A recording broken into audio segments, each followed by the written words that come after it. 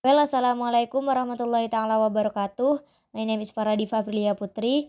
In this opportunity, I would like to explain about preposition. Preposition is a word that is used in front of a noun or pronoun. This noun or pronoun acts as an object. This preposition has three types. These are preposition of time, preposition of place, and preposition of movement. Jadi, dalam kesempatan kali ini saya menjelaskan tentang preposition, yang mana merupakan kata yang digunakan di depan kata benda ataupun pronoun. Kata benda atau pronoun ini berperan sebagai objeknya. Preposition ini memiliki tiga jenis, di antaranya yang pertama yaitu preposition of time, preposition of place, dan preposition of movement. Jadi, sesuai fungsi dan kegunaannya, prepositions bisa digunakan untuk menunjukkan keterangan tempat, waktu, dan juga arah. Well, go on for the first explanation that is about preposition of time. Preposition of time used to indicate time, such are on, in, at, after, before, during, since, and etc. For the sentence example is Monday comes after Sunday, by the meaning Senin datang setelah Minggu. Jadi kata after di sini menunjukkan bahwa contoh tersebut merupakan preposition of time atau keterangan waktu. Dan sedikit tambahan penjelasan tentang perbedaan antara ketiga preposition on, in, at, yang mana sama-sama memiliki makna atau arti pada. Dari ketiganya ini dibagi menjadi dua hal penting. Yang pertama adalah perbedaan dalam waktu, dan yang kedua adalah tentang lokasi. Sebagaimana juga yang telah tertera dalam gambar. Jadi, in di sini merupakan general atau bigger, dan on di sini merupakan more specific daripada in atau smaller, dan at di sini lebih spesifik lagi daripada on atau yang paling spesifik. In dalam waktu di sini dapat mencangkup centuries, years, months, weeks, dan yang lainnya. Seperti contoh dalam gambar yaitu let's meet in April. April di sini menunjukkan bahwa waktu tersebut mengacu kepada contoh dalam bulan atau months. Sedangkan yang lokasi yaitu seperti mencangkup country, city, dan semacamnya. Seperti contoh di gambar yaitu I live in London. Jadi London di sini merupakan contoh tentang lokasi yang mencangkup nama country.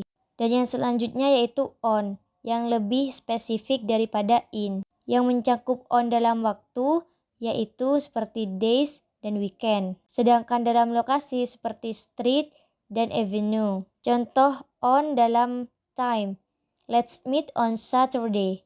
Jadi Saturday di sini mengacu kepada contoh yang days. Dan contoh tentang lokasinya yaitu I live on Main Street. Jadi Main Street di sini merupakan contoh yang lebih mengacu kepada contoh yang street.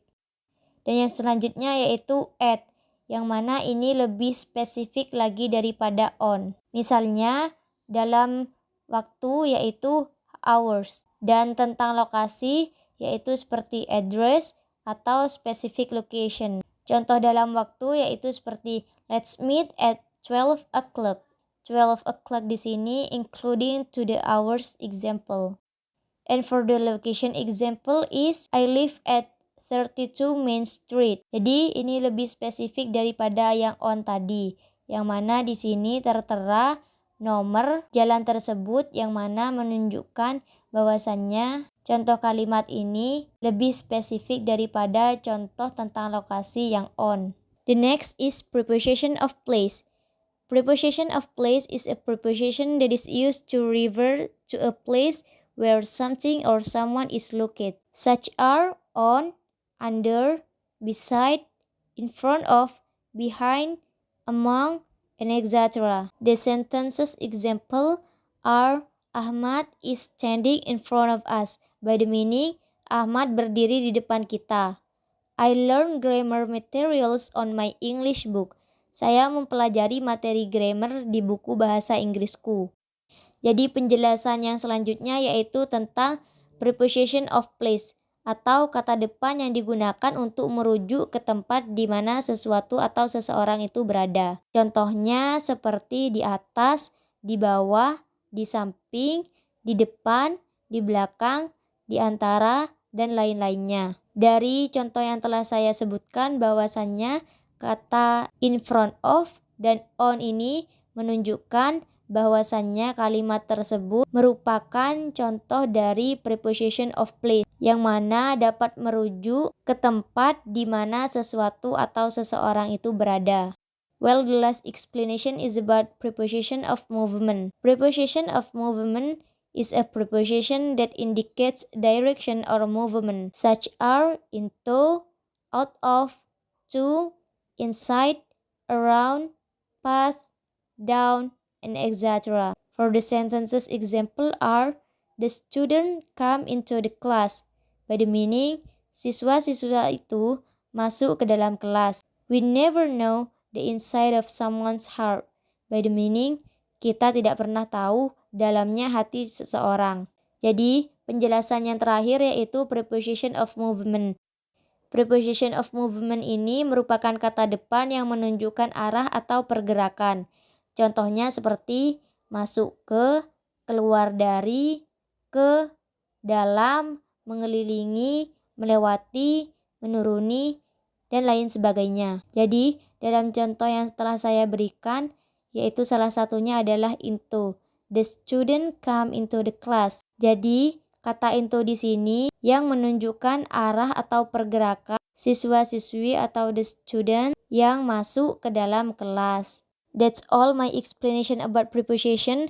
Sorry for something wrong in explaining. And the last I say, wassalamualaikum warahmatullahi ta'ala wabarakatuh.